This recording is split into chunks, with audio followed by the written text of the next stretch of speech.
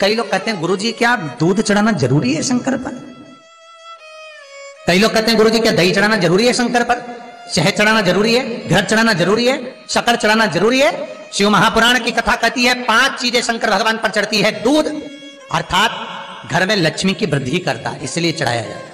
दही शंकर भगवान पर इसलिए चढ़ाते हैं क्योंकि यह परिवार को जोड़ता है। जिसके परिवार में क्लेश ज्यादा होता है, जिसके परिवार में आपस में तकरार ज्यादा होता है, उसको दही जोड़ता है। शहद घर में चिड़चिड़ प्रवृत्ति को समाप्त करता है। घी रोग को समाप्त करता है। शक्कर मिष्ठान घर में यदि लक्ष्मी आकर जा रही हो तो मिष्ठान समर्पित किया जाता है, इसलिए पंचामृत स्नान का भाव शिव महापुराण कहते हैं। पंचामृत स्नान भगवान इसलिए 5 चीजें शंकर को समर्पित हैं। दूध, दही, घृत, शहद, शक्कर अर्थात मिष्ठान। शक्कर से मूलतः यहां शिव महापुराण में शक्कर नहीं लिखी है, मिष्ठान। अब लोग शक्कर पीस कर अभिषेक करते हैं, परंतु मिष्ठान अर्थात गाय के दूध से निर्मित कोई मिठाई, और उस मिठाई से भगवान शंकर का अभिषेक। अब लोग भले शक्कर रखने लगे शंकर जी के अभिषेक में, पर यहां शक्कर नहीं लिखा है, यहां मिष्ठान।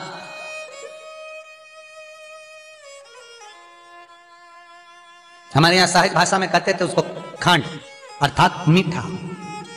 शिव महापुराण की कथा कहती है दर्पण इतना बड़ा ले लो, बंदर वाला अगर दर्पण वाली नहीं तो इतना बड़ा दर्पण लो, हनुमान जी के मंदिर में जाकर, क्योंकि हनुमान शंकर का ही अवतार है। हनुमान जी के मंदिर में जाकर हनुमान जी के उल्टे पांव का थोड़ा सा सिंदूर, चरण का थोड़ा सा सिंदूर एक कागज में लेकर आ जाइए। और हनुमान जी के छोटे भाई, हनुमान जी 6 भाई हैं, उसमें गतिमान, हनुमान जी के छोटे भाई गतिमान का नाम लो, और गतिमान का नाम लेकर उस दर्पण पर सिंदूर से त्रिशूल बना दो। सिंदूर से त्रिशूल बनाकर उस दर्पण को घर के बाहर, दर्पण का मुख बाहर की ओर, ऐसे बाहर की ओर मुख कर कर दर्पण को घर के बाहर या दरवाजे पर, बिल्डिंग पर, ऊपर जाली में, फ्रंट में कहीं पर भी उसको लगा दीजिए। महाराज केवल शंकर का स्मरण कर कर, गतिमान का नाम लेकर, हनुमान के उल्टे पांव का सिंदूर का त्रिशूल बनाकर जो दर्पण को लगा देता है, आपको 1 महीने के अंदर अंतर मालूम पड़ जाएगा कि पिछले जो महीने निकले हैं उस महीने का अंदाजा लगाना कि घर में लोग कितने बीमार पड़ते थे, और इस दर्पण को लगाने के बाद बीमारी कम हुई कि नहीं हो कम तो ठंडा कर देना, क्या जा रहा है, पर करके जरूर देखना। विश्वास रखकर करोगे, भगवान शिव का अनुमोदन कर कर, भगवान शंकर पर विश्वास रखकर करोगे तो बीमारी घेर नहीं सकती। अकाल मृत्यु हो मरे जो काम करे चंडाल का, काल उसका क्या बिगाड़े जो भक्त हो महाकाल का। शंकर की आराधना करने वाला, शिव का स्मरण करने वाला, शिव का निवेदन करने वाला, शिव अर्चना में डूबने वाला, शिव का अनुमोदन करने वाला कभी दुखी नहीं हो सकता। तो शिव महापुराण की कथा कहती है शंकर को जितना जल प्रिय नहीं, शंकर को जितना बेल प्रिय नहीं, शंकर को जितना शमी प्रिय नहीं, शंकर को जितना दूध दही प्रिय नहीं, शंकर को अगर कुछ प्रिय है तो सत्य प्रिय है। सत्यम शिवम सुंदर। इसीलिए हमारे यहां शास्त्र कहता है, ब्रह्मा जी केतकी के फूल को लेकर आए, उसने झूठ बोला। ब्रह्मा जी गाय को लेकर आए, शंकर भगवान के सम्मुख में झूठ बोला। ब्रह्मा स्वयं झूठ बोले तो सिर कटा, कर्मनाशा नदी प्रकट हुई। और शिव महापुराण की कथा कहती है शंकर को सत्य प्रिय है, अगर झूठ बोला है।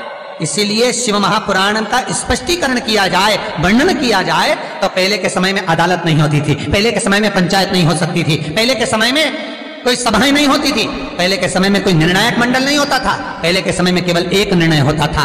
गांव के लोग ले जाकर शंकर के मंदिर में खड़ा कर देते थे और कहते थे उठा गंगा जली, और कहते तूने ऐसा नहीं किया। गंगा जली उठाकर कह दे कि तूने ऐसा नहीं करा। क्यों गंगा जली उठवाते थे? क्योंकि लोगों ने शिव महापुराण सुन रखी थी।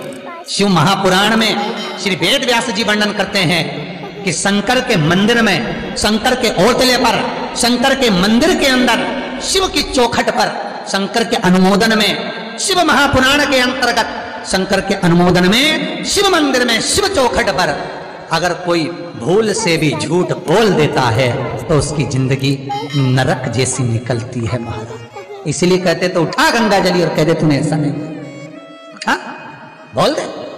आपके भी जीवन में अगर किसी को कष्ट है, फिर निवेदन करूंगा, मंदिर में अगरबत्ती भले मत लगाओ, मंदिर में दीप भले मत जलाओ, मंदिर में पेड़ा भले मत चढ़ाओ।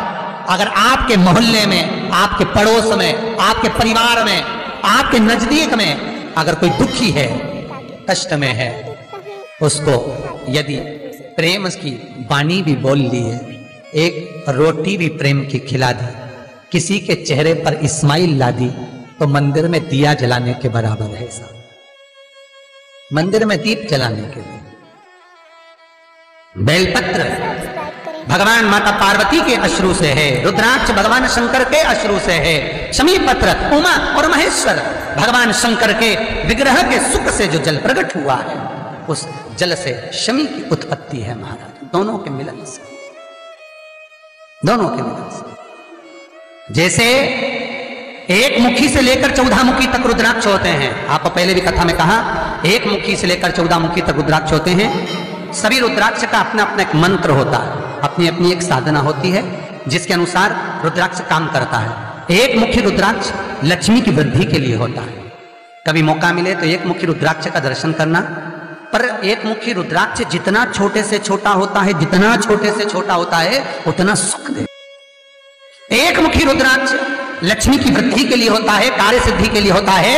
कोई भिखारी से भिखारी, गरीबड़े से गरीबड़ा भी अगर धारण कर ले, उसके घर में एक मुखी रुद्राक्ष अगर प्रवेश कर जाए तो सुख का अनुभव करा देता है, संपदा का अनुभव कराता है, सरस्वती का भाव प्रकट करता है, वैभव का भाव देता है।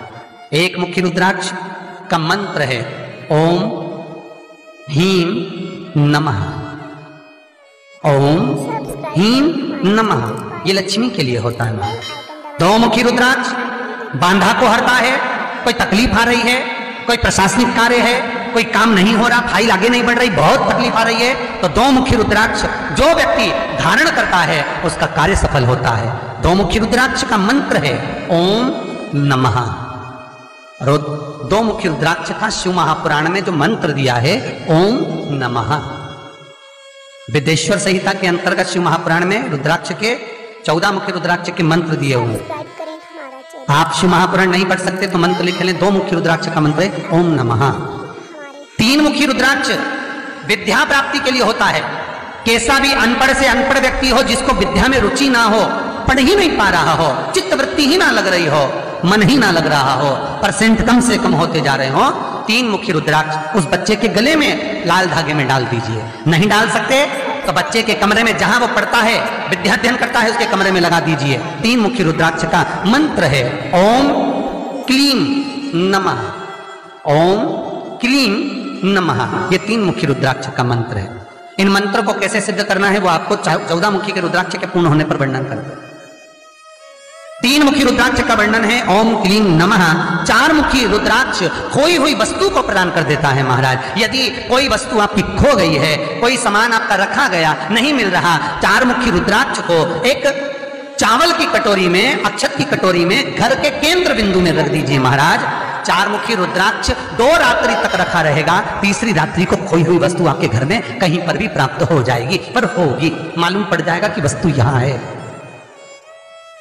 4 मुखी रुद्राक्ष का मंत्र है ओम ह्रीं नमः, ओम ह्रीं नमः। फिर वर्णन आया 5 मुखी रुद्राक्ष। ये कार्य में सिद्धि देता है। व्यापार नहीं चल रहा हो, कोई नई दुकान खोली हो, नई फैक्ट्री खोली हो, नया कोई कार्य करने जा रहे हो, नहीं हो रहा है, पैसा लग रहा है पर आवक नहीं हो रही है, तो 5 मुखी रुद्राक्ष फल प्रदान करता है। इसका मंत्र है ओम ह्रीं नमः, ओम ह्रीं नमः। 6 मुखी रुद्राक्ष अटके हुए काम को सफल बनाता है। जिसका विवाह नहीं हो रहा हो, शादी नहीं हो रही हो, रिश्ते बहुत आ रहे हो, संबंध नहीं हो रहा हो, तो 6 मुखी रुद्राक्ष